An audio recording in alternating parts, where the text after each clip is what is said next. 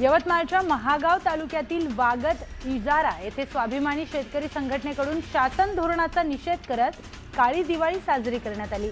सरकारच्या भूमिकेविरोधात शेतकऱ्यांनी नारेबाजी केली। दिवाळीपूर्वी शेतकऱ्यांना मदत करू असं सरकारने सांगितलं, परंतु अद्यापही सरकारची आर्थिक मदत मिळाली नाही असा आरोप करत अमरावतीच्या नया अकोला इथे माजी सरपंच रणजित तिडके यांच्या नेतृत्वामध्ये शेतकऱ्यांनी अन्नत्याग आंदोलन करून काळी दिवाळी साजरी केली आहे। मध्य रेल्वेने सोलापूर आणि अनकापल्ली दरम्यान साप्ताहिक विशेष गाड्या चालवण्याचा निर्णय घेतलाय। ही गाडी 24 ऑक्टोबर पासून सुरू होणार आहे। या गाडीच्या 12 फेऱ्या होतील। परभणी जिल्ह्याच्या मागे लागलेले पावसाचे शुक्ल काष्ट काही थांबायचं नाव घेत नाहीयेत। जिल्ह्यामध्ये काल विजेच्या गडगडाटासह पावसाने पुन्हा एकदा हजेरी लावली। जिल्ह्यातील दैठणा, मानवत तालुका, सेलू तालुका आणि काही भागामध्ये मुसळधार पावसाने हजेरी लावली आहे। त्यामुळे शेतकऱ्यांचं मोठं नुकसान झालं। पाडव्याच्या मुहूर्तावर नवा गुळ बाजारात दाखल झालाय। कोल्हापुरात दिवाळी पाडव्याच्या मुहूर्तावर गुळाचा सौदा करण्यात आलाय। गोकुळचे अध्यक्ष नाविद मुश्रीफांच्या हस्ते सौद्याला सुरुवात झाली आहे। मुहूर्ताच्या सौद्यात गुळाला प्रति क्विंटल 4200 ते 4500 रुपयांचा दर मिळतोय। मात्र उत्पादन खर्चही सुटणार नसल्याने शेतकऱ्यांनी नाराजी व्यक्त केली। सांगलीच्या आटपाडी तालुक्यातील विभूतवाडीत संत बाळूमामा यांच्या यात्रेनिमित्त अनोखा सोहळा रंगलाय। या सोहळ्यात आमदार गोपीचंद पडळकर यांनी ढोल वाजवत आनंद लुटला। ग्रामस्थांकडून पडळकरांचा सत्कारही करण्यात आलाय। ऐन दिवाळीतही झेंडूच्या फुलांना कवडी मोल भाव मिळालाय। अकोल्यातील शेतकरी विजय वानखेडे यांनी 4 पैसे जास्त मिळतील या आशेने व्यापाऱ्यांना झेंडूंची फुले न विकता स्वतः दिवाळीच्या दिवशी थेट बाजारात विक्री सुरू केली। पण याही ठिकाणी शेतकऱ्याच्या निराशास्पद पडली आहे। फक्त 10 रुपये किलो झेंडूच्या फुलांना भाव मिळाला। त्यामुळे शेतकऱ्यांनी संतापून फुले रस्त्यावर फेकून दिली। भिवंडी ठाणे पोलीस आयुक्तालय राष्ट्रीय एकता दिवसाचं औचित्य साधत शस्त्र प्रदर्शनाचं आयोजन करण्यात आलं। या प्रदर्शनाला विद्यार्थी आणि नागरिकांनी गर्दी केली होती। एमआयएमच्या राज्यभरातील पदाधिकाऱ्यांची बैठक छत्रपती संभाजीनगरमध्ये आयोजित करण्यात आली आहे। मुंबई वगळता इतर जिल्ह्यातील महत्त्वाच्या पदाधिकाऱ्यांची बैठक बोलवण्यात आली। या बैठकीमध्ये आगामी स्थानिक स्वराज्य संस्थेच्या निवडणुकीचा आढावा घेण्यात आला।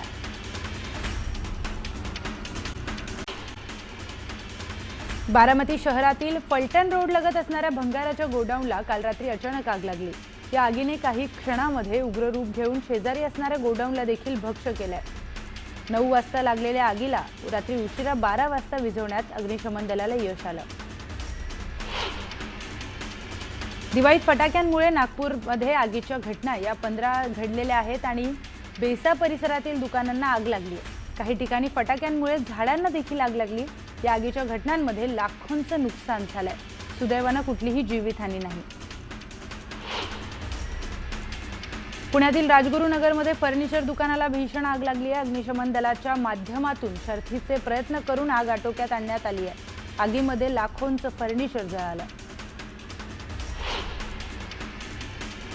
नालासोपाराच्या अंबावाडीत बांधकामासाठी ठेवलेल्या सामानाला आग लागली। आगीत सर्व सामान हे जळून खाक झालंय। स्फोटक फटाक्यांमुळे आगीच्या घटनांमध्ये वाढ होत असून अशा फटाक्यांवर बंदी घालण्याची मागणी करण्यात आली आहे। नालासोपारा पूर्व स्टेशन परिसरातील साई बाजारातील चप्पल विक्री करणाऱ्या 3 ते 4 दुकानांसह गोदामाला भीषण आग लागली आहे। फटाक्यांमुळे आग लागल्याचा प्राथमिक अंदाज व्यक्त करण्यात आलाय, तर आगीत मोठं आर्थिक नुकसान झालं। बारामतीच्या फलटण रोड परिसरातील भंगाराच्या गोदामाला अचानक आग लागली। अग्निशमन दलाने घटनास्थळी धाव घेत आग विझवण्याचे प्रयत्न सुरू केलेत। राज्यात पुढील 3 ते 4 दिवस पावसाचा अंदाज वर्तवण्यात आलाय। काही ठिकाणी मेघगर्जनेसह पावसाची शक्यता वर्तवण्यात आली। त्यामुळे तापमानाच्या पाऱ्यात घट होणार आहे। स्टेट ऑफ ग्लोबल एअर 2024 ने नुकताच अहवाल सादर केलाय। या अहवालानुसार जगात प्रत्येकी 8वा मृत्यू हा वायू प्रदूषणामुळे होत असल्याचं वास्तव समोर आलंय। 2021 मध्ये तब्बल 81 लाख लोकांचा मृत्यू केवळ प्रदूषित हवेमुळे झालाय। विशेष म्हणजे ही संख्या तंबाखूमुळे होणाऱ्या मृत्यूपेक्षा देखील अधिक आहे। तंबाखूमुळे 75 लाख लोकांचा मृत्यू झालाय. भारताची राजधानी नवी दिल्लीतील हवेची गुणवत्ता 21 ऑक्टोबर मंगळवारी धोकादायक पातळीवर घसरली आहे. हे शहर जगातील सर्वात प्रदूषित शहर बनले, तर जगातील पहिल्या 5 प्रदूषित शहरांमध्ये भारतातील 3 शहरांचा समावेश आहे. त्यामध्ये मुंबई हे 4थ्या क्रमांकावर आहे. आकर्षक आकाश कंदील, रांगोळी आणि रोषणाईचा झगमगाट अशा वातावरणामध्ये लक्ष्मीपूजनाच्या दिवशी मुंबई, नवी मुंबई, ठाणे या परिसरामध्ये मुसळधार पावसाने हजेरी लावली आणि सणाच्या आनंदावर विरजण पडलं. लक्ष्मीपूजनाचा मुहूर्त साधून खरेदीसाठी बाहेर पडलेल्यांची अचानक आलेल्या पावसामुळे तारांबळ उडाली. पुढील 3 ते 4 दिवस राज्यात हलक्या ते मध्यम सरींचा अंदाज हवामान विभागाने व्यक्त केला. शहापूरमध्ये पावसाने हजेरी लावली. शेणवे, वेहलोली, डोलखाम या भागामध्ये विजांच्या कडकडाटासह मुसळधार पाऊस झालाय. अचानक आलेल्या पावसाने नागरिकांची तारांबळ उडाली. लक्ष्मीपूजनानिमित्त समस्त उत्पात समाजाच्या रुक्मिणी उपासना मंदिरामध्ये पारंपरिक पद्धतीने लक्ष्मीपूजन करण्यात आलं. उपासना मंदिरातील रुक्मिणी मातेच्या दागिन्यांचं पूजन करण्यात आलं. पारंपरिक पद्धतीने सामूहिक मंत्र आणि श्लोक पठण करण्यात आलं. गडचिरोली जिल्ह्यात हजारो जवान कुटुंबियांपासून दूर राहत आहेत. गडचिरोली जिल्ह्यामध्ये 15,000पेक्षा जास्त जवानांनी बेस कॅम्पवरच उत्साहात दिवाळी साजरी केली. मुंबईत यंदा फटाक्यांची विक्रमी विक्री झाली. दिवाळीच्या 4 दिवसांमध्ये मुंबईकरांनी तब्बल 8,000 कोटी रुपयांचे फटाके फोडले.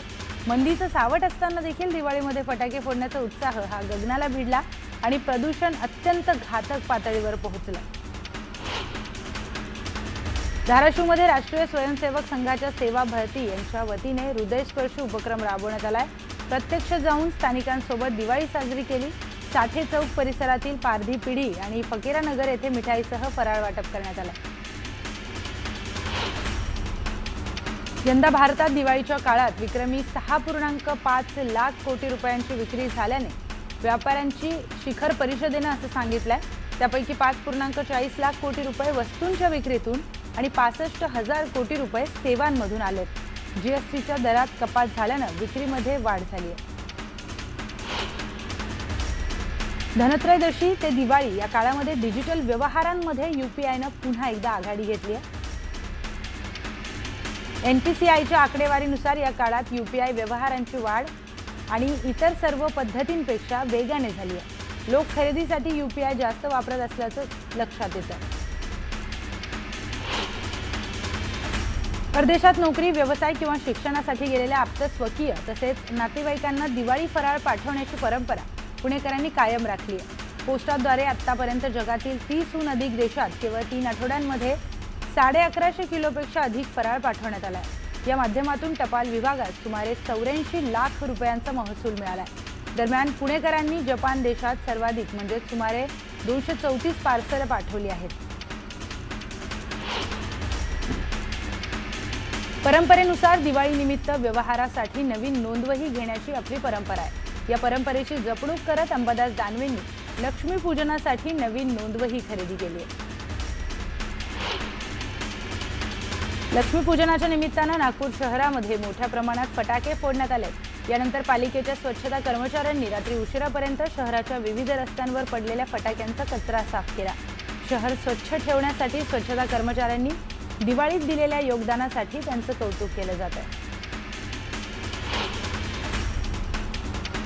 कोकण रेल्वे कॉर्पोरेशन लिमिटेड तर्फे स्पेशल कॅम्पेन 5.0 तसेच स्वच्छता ही सेवा 2025 या उपक्रमांतर्गत विविध स्वच्छता, जनजागृती आणि शाश्वततेसाठी जे कार्यक्रम राबवले जातात. भारतीय रेल्वेच्या स्वच्छतेच्या राष्ट्रीय मोहिमेला अनुसरून कोकण रेल्वे पर्यावरणपूरक व लोकसहभागी उपक्रमांना गती दिली आहे.